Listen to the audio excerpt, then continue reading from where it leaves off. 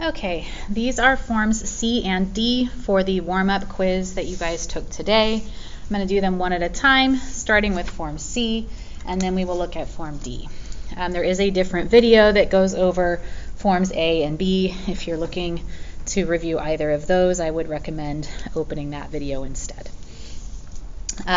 So, number 1 says, the planet Neptune has a mass of 1.02 times 10 to the 26th kilograms, and its moon Triton has a mass of 2.14 times 10 to the 22nd kilograms. The radius of Triton's orbit is 355,000 kilometers from Neptune. Given this, answer the following. And then the first question says, 4 positions of Triton are labeled A through D in its orbit around Neptune.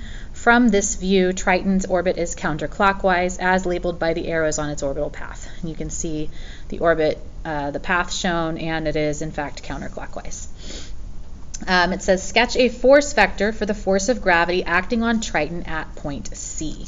So we want to focus specifically at this position right here. We don't really care about the other ones. And we want to show what direction the force of gravity acts on Triton at that point.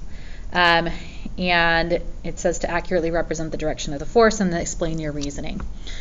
So whenever we look at a planet in orbit, the force that is keeping this planet in this orbital path is the force of gravity. And gravity is always a force of attraction. In this case, it's a centripetal force.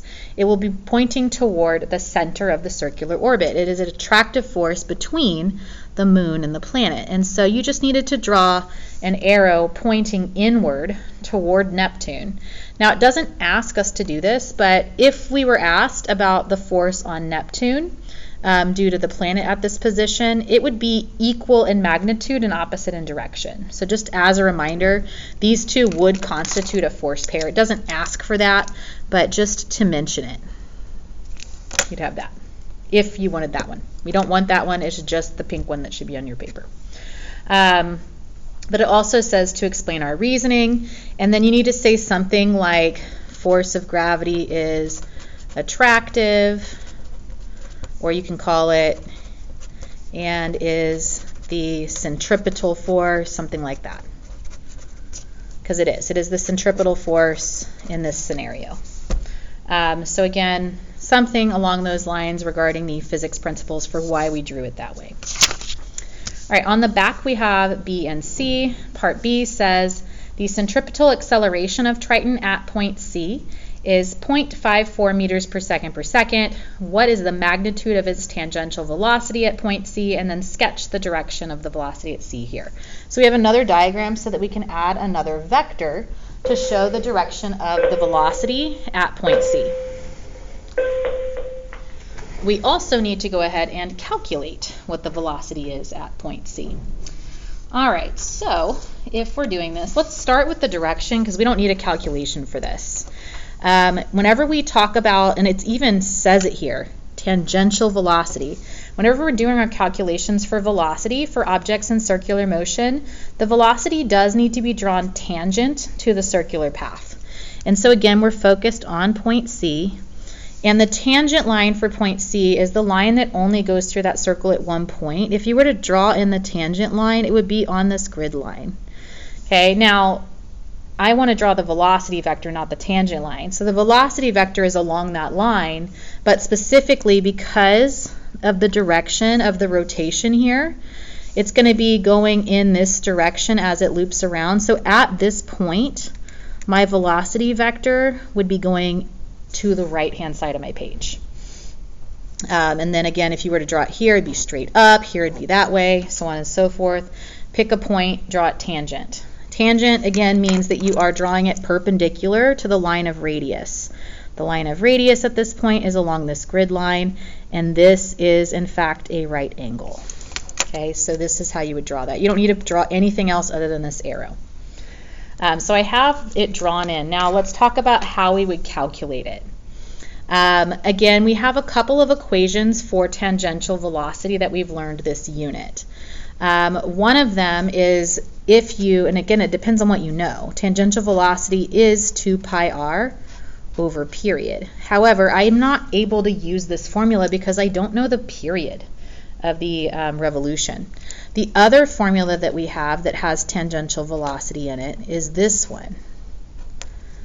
Acceleration, centripetal acceleration specifically, is v squared over r. This would be your tangential velocity squared over radius. And this is the one that we want to use because they tell us the centripetal acceleration right there.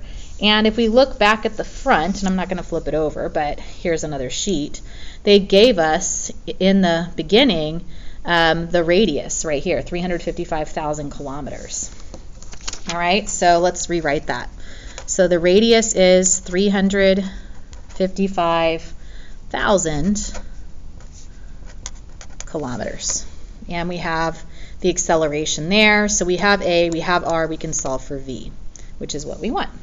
The only problem is this unit.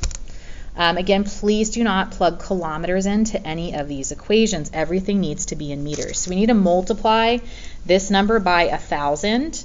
And you're welcome to put it in scientific notation if you want, or you can leave it like in standard form. But 355,000 times 1,000 more to get it into meters is going to give you this value right here, which is going to be 355 million. Or 3.55 times 10 to the 1, 2, 3, 4, 5, 6, 7, 8. So you can write it like that. 3.55 times 10 to the 8th meters. Same thing. Okay, this would have been times 10 to the 1, 2, 3, 4, 5. So you add 3 because you're multiplying by 1,000. So 8 makes sense. So that's the value we're going to use for R. If you'd rather use standard form, that's fine. But let's go ahead and substitute in. I have my acceleration, 0.54. I'm going to set it equal to v squared over 3.55 times 10 to the 8th. So in order for me to solve for v, I need to multiply both sides by 3.55 times 10 to the 8th. So multiply that times 0.54. And again, this value is equal to v squared. So I'm getting this, but that's v squared, so I need to take the square root. And the square root of that will give me my tangential velocity, and it's equal to 13,845.6 meters per second. Right there. All right. Follow-up question, part C. A distant galaxy has a planet and moon of identical size to Neptune and Triton with the same orbital velocity you found above. So same orbital velocity, same size, all that. However, the orbit is 4 times the radius. How does the acceleration of the moon compare to what we got above? We're just looking at proportional reasoning back to this equation. Okay, if you were to have 4 times the radius, what does that do here, assuming that this stays the same, because that's what it says, same orbital velocity. Okay, what does it do here? And again, you can see looking at the equation, and we know this from our notes as well, that acceleration and radius have an inversely proportional relationship, because as I divide by larger and larger numbers, I'm going to get smaller and smaller answers. They're opposite of each other. So if I have 4 times the denominator, I'm going to get 1/4 the acceleration. Okay, and it tells you to use math to show that, so I kind of have that here, but you can also write it out in sentences because they're inversely proportional, and that would be sufficient.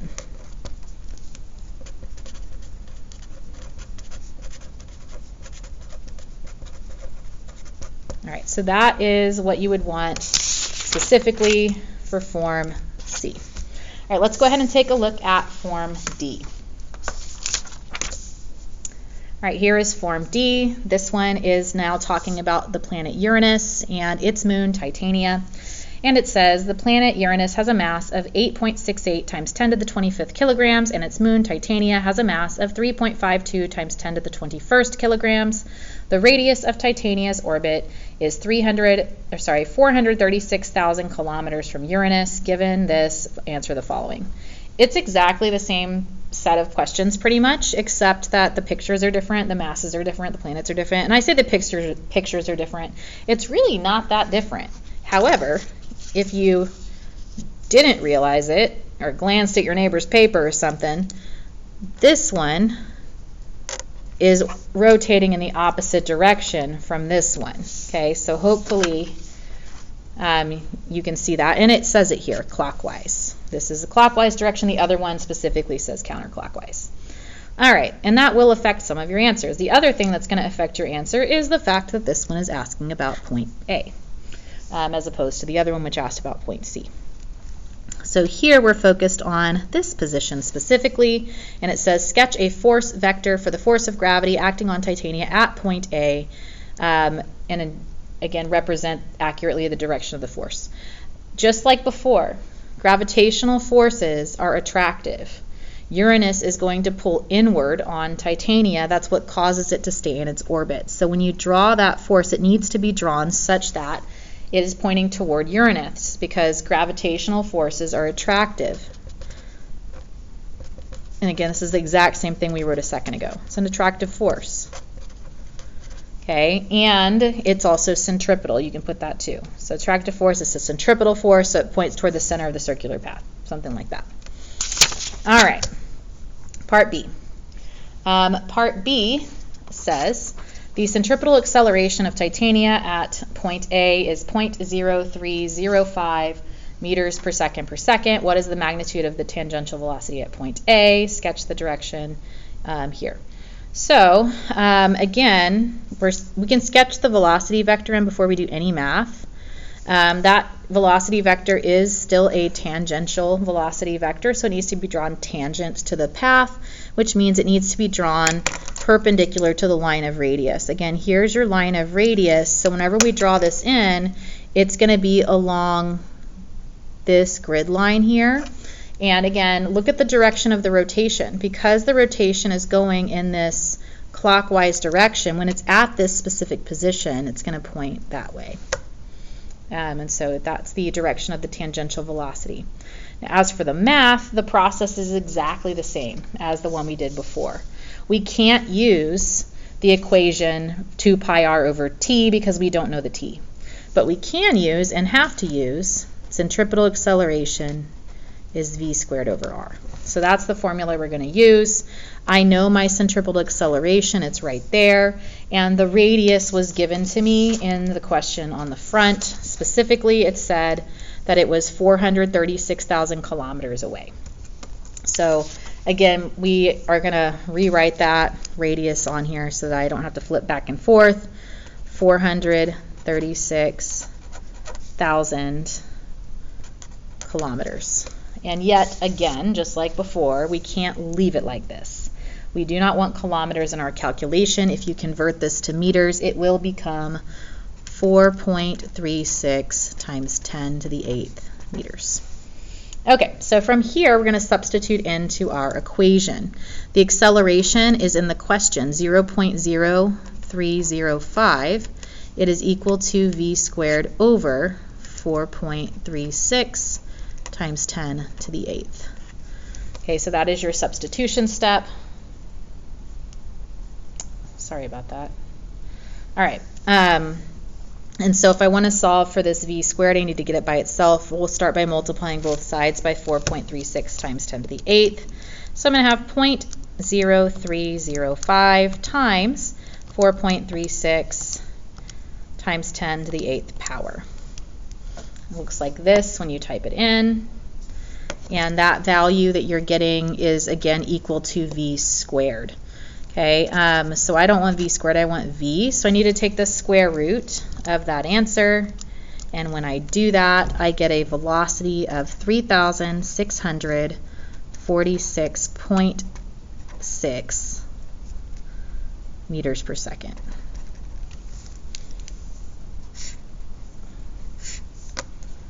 right, so that is how you do the first one. The second question here, part C, says a distant galaxy has a planet and moon of identical size to Uranus and Titania and with equal orbital radius. This is already different than the last one. The last one was talking about changing the radius. This one's not. However, this moon has 2 times the velocity. So that's what's different here. When orbiting the planet, how does the acceleration compare? Again, we're going back to the same equation that we just used. And we're looking at the relationship between these 3 variables. It tells us that the radius isn't changing this time, but the velocity is. And specifically, it's telling us that we have to have 2 times the velocity. And so what does that do to the acceleration? Again, if you double this, it is in the numerator, but this is not directly proportional because this is being squared. Okay, so you're not just doubling this whenever you double this. When you double this, you're having 2 squared or 4 times the acceleration. Okay, and again, you can say 4 times the acceleration. You're welcome to do out the math if you want and prove it, or you can just say 4 times the acceleration because it's a squared relationship. And again, you can see that there. This is, again, forms C and D, which is what the afternoon classes had. If you'd like, you can also take a look at the versions A and B that the morning classes got. Both of them are going to be helpful to you in preparing for your quiz and test.